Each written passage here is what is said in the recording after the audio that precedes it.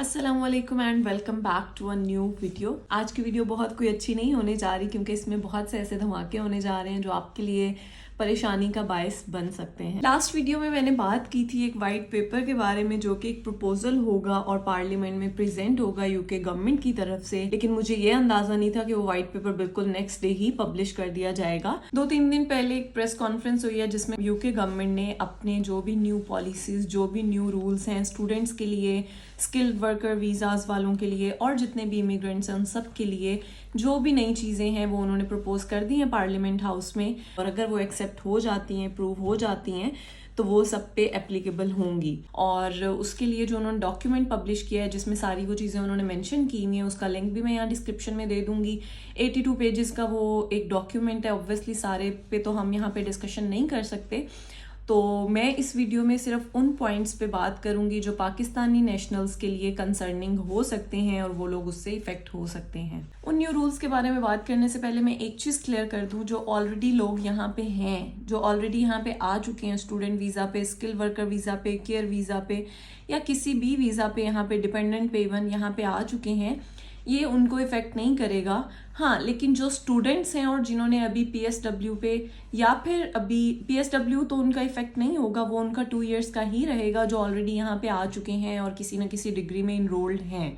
लेकिन उनके लिए जो PR रूट है, जो ILR रूट है वो चेंज हो सकता है, वो उनके लिए एप्लीकेबल हो सकता है।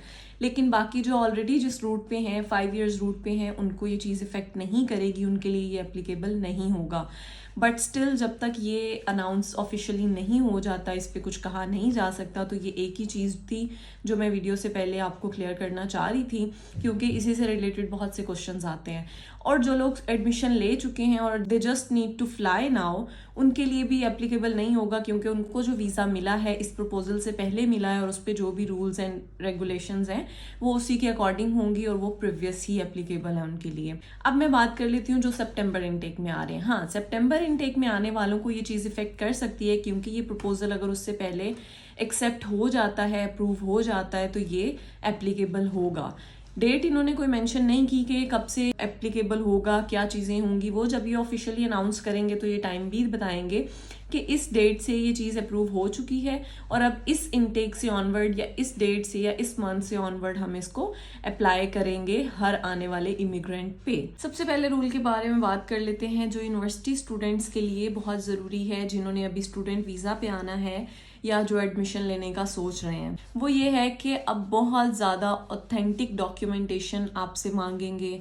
रिक्वायरमेंट जो है वो यूनिवर्सिटी की बढ़ जाएगी, जिसमें आपके लैंग्वेज कोर्सेज आ जाते हैं, आपके डिग्रीज आ जाती हैं, प्रोफेशनल डिग्रीज। आपको पहले तो किसी भी बेस पे एडमिशन मिल जाता था, अब वो उस पॉलिसी को थोड़ा सा स्ट्रिक्ट कर देंगे और थोड़ा सा उसको चेंज कर देंगे। So you need authentic documentation to get admission in any university in UK now. उसके अलावा स्टूडेंट्स का इमिग्रेशन पे बहुत ज़्यादा स्ट्रिक्ट इंटरव्यू हो सकता है। एयरपोर्ट इमिग्रेशन पे इंटरव्यूज़ पहले भी होते हैं, लेकिन पहले हर बंदे का इतना डिटेल्ड इंटरव्यू नहीं होता था और हर बंदे का इंटरव्यू होता भी नहीं था। लाइक मेरा कोई इंटरव्यू नहीं हुआ था व्हेन आई केम हियर। तो अब क्या होगा कि एयरपोर्ट पे जो इमिग्रेशन वाले हैं वो आपका बहुत कोई स्ट्रिक्ट इंटरव्यू कर सकते हैं। उसके अलावा जो है यूनिवर्सिटी फ़ी पे 6% टैक्स जो है वो यूनिवर्सिटी को पर स्टूडेंट जो है वो गवर्नमेंट को देना पड़ेगा।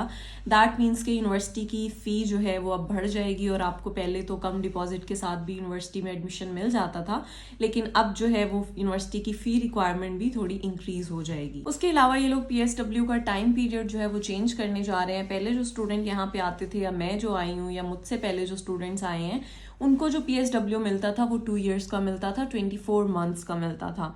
लेकिन अब क्या ये लोग कर रहे हैं कि उस PSW के टाइम पीरियड को कम करके ये लोग 18 मंथ्स का कर रहे हैं। PSW is post study work, जो आप यहाँ पे 2 साल इंडिपेंडेंटली रह के काम कर सकते थे, अब उसको इन्होंने टाइम पीरियड को कम करके 18 मंथ्स कर दिया है। नेक्स्ट जो ये चेंज करने जा रहे हैं कि डिपेंडेंट्स जो यहाँ पे अलाउ थे, पहली बात ये कि बहुत सी डिग्रीज, बहुत से वीज़ाज से डिपेंडेंट्स को बिल्कुल जो है वो अलाउ नहीं करेंगे।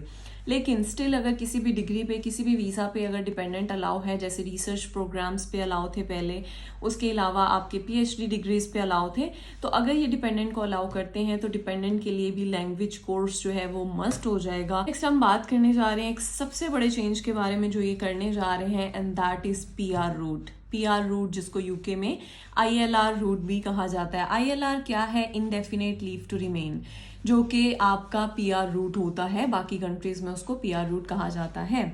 सो अब PR बेसिकली यहाँ पे PR रूट होता क्या है? PR के लिए आपको 5 इयर्स जो हैं अपने वर्क परमिट पे या किसी भी स्किल्ड वर्कर वीज़ा पे गुजारने होते हैं, तो आप यहाँ की सिटीजनशिप के लिए अप्लाई कर सकते हैं। अदर देन दैट आपको स्टूडेंट वीज़ा पे 10 इयर्स गुजारने होते हैं। वो किस तरह से लोग करते हैं, 3-4 इयर्स की ग्रेजुएशन कर ली, देन 2 इयर्स का या 1 ईयर का यहाँ पे मास्टर कर लिया, फिर PSW ले लिया 2 साल का, जो अब चेंज होके 18 मंथ्स का हो जाएगा, और उसके बाद PhD में एडमिशन ले लिया, इसी तरह से अपने करके 10 साल पूरे कर दिए, और फिर वो सिटीजनशिप के लिए अप्लाई कर सकते हैं।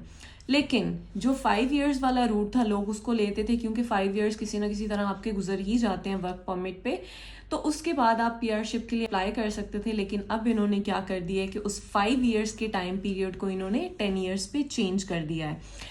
अब इस वाले चेंज से सब लोग इफेक्ट हो सकते हैं, सिवाय उनके जो ऑलरेडी इस रूट पे हैं, जो ऑलरेडी वर्क परमिट्स या स्किल्ड वर्कर वीज़ा ले चुके हैं, उनको माइट भी पॉसिबल ये चीज़ इफेक्ट नहीं करेगी।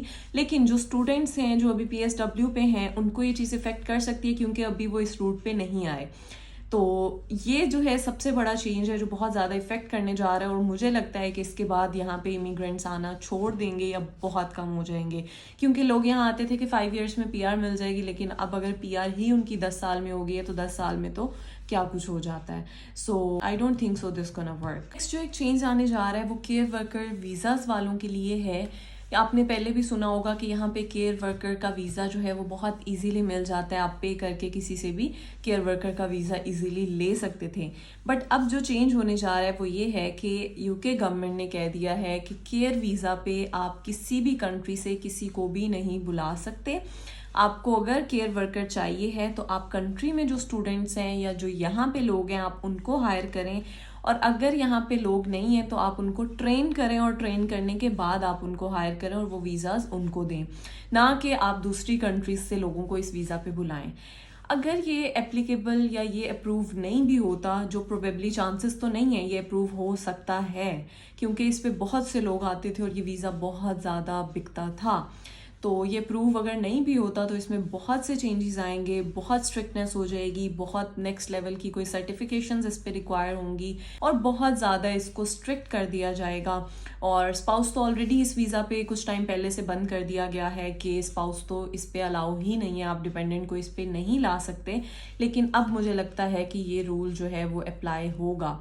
और वैसे भी 1-2 कंपनीज से मैंने बात की, क्योंकि someone was looking for health care worker visa, तो मैंने उनसे 1-2 कंपनीज से मेरी बात हुई, तो उन्होंने बोला कि हम पाकिस्तान से या किसी भी और कंट्री से हम इस वीज़ा पे नहीं बुला रहे या हम ये स्पॉन्सर नहीं कर रहे। हाँ, अगर किसी को यहाँ पे चाहिए तो वी कैन डू दैट।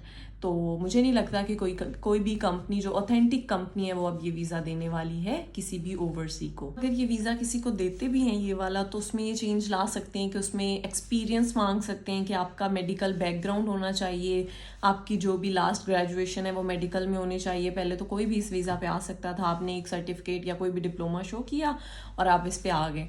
अब क्या हो सकता है कि आपकी प्रॉपर ग्रेजुएशन होनी चाहिए इस कोर्स में, उसके अलावा आपके पास एक्सपीरियंस होना चाहिए इस फील्ड में, उसके बाद हो सकता है आपको ये वीज़ा मिले। अगर ये अप्रूव नहीं भी होता केस तो उस पॉइंट पे। इस रूल की रीज़न मैं आपको बताती हूँ कि क्या है, क्योंकि यहाँ पे हेल्थ केयर कंपनीज इतनी ज़्यादा हो गई हैं, हर दूसरे बंदे ने अपनी हेल्थ केयर कंपनी जो है वो रजिस्टर कर ली हुई है, लेकिन they are just doing it for the business purposes. कोई भी यहाँ पे काम करने की नीयत से ये कंपनी रजिस्टर नहीं कर रहा, लोग इसको अपने बिजनेस पर्पज के लिए ही रजिस्टर कर रहे हैं। और करते क्या है लोग कि अपने वीज़े निकलवाते हैं, उसके वो वीज़ा अपना बेच देते हैं आगे लोगों को, बेचने के बाद उनकी अर्निंग हो जाती है तो वो कंपनी बंद कर देते हैं। जब कंपनी बंद हो गई तो यहाँ पे जो बंदा आ चुका है ऑलरेडी उस वीज़ा पे, वो तो फंस गया, उसका तो वीज़ा कैंसिल हो गया। उसको तो गवर्नमेंट कहेगी कि भाई आपकी कंपनी जो है वो बंद हो गई है, आपका जो स्पॉन्सर था उसने आपसे बैक ऑफ कर लिया है, अब आपको अपनी कंट्री वापस जाना पड़ेगा।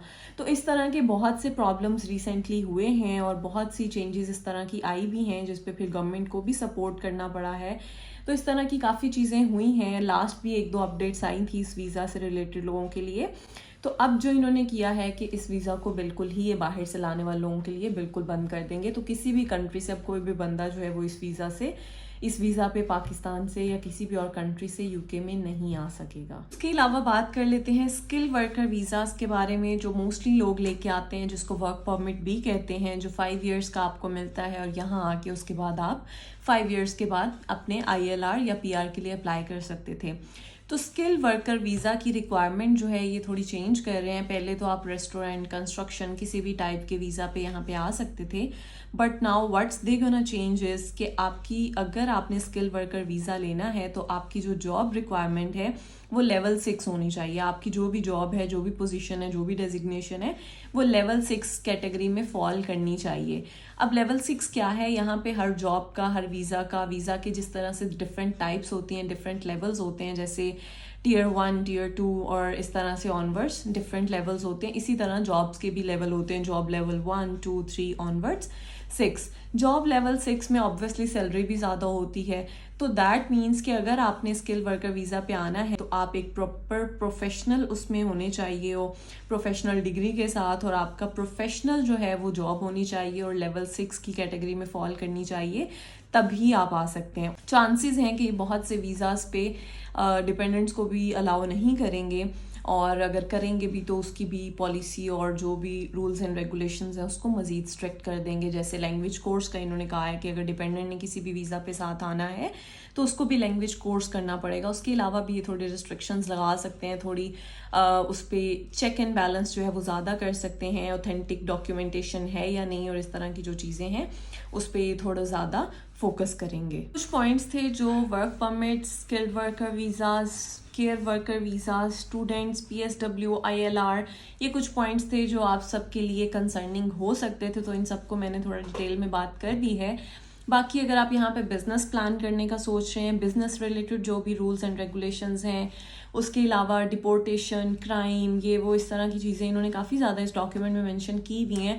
तो अगर आपको लगता है कि आपको कोई भी और किसी भी तरह की इन्फॉर्मेशन चाहिए है तो आप जाके इस डॉक्यूमेंट को रीड कर सकते हैं, जिसका लिंक मैं डिस्क्रिप्शन में दे दूँगी। इसके अलावा आपको अगर कोई भी किसी भी तरह की इन्फॉर्मेशन चाहिए, student visa related, immigration related, work visas related, तो आप लोग मुझे इंस्टा पे मैसेज कर सकते हैं और मैं आपको रेलिवेंट बंदे के साथ कनेक्ट कर सकती हूँ, कंसल्टेंट के साथ, इमिग्रेशन लॉयर के साथ, या जिस भी तरह का आपका काम है, I will connect you with the person. ये थी आज की हमारी वीडियो। आई होप आपको किसी ना किसी तरह से हेल्पफुल होगी, और अगर आपको पसंद आए तो लाइक करें, शेयर करें, सब्सक्राइब करें। मेरा इंस्टा का लिंक भी मेंशन है, आप जाके उसको भी फॉलो करें, और कुछ भी आपकी क्यूरीज हैं, कुछ भी हैं, तो you can DM me on Instagram. Thank you so much. अल्लाह हाफिज़।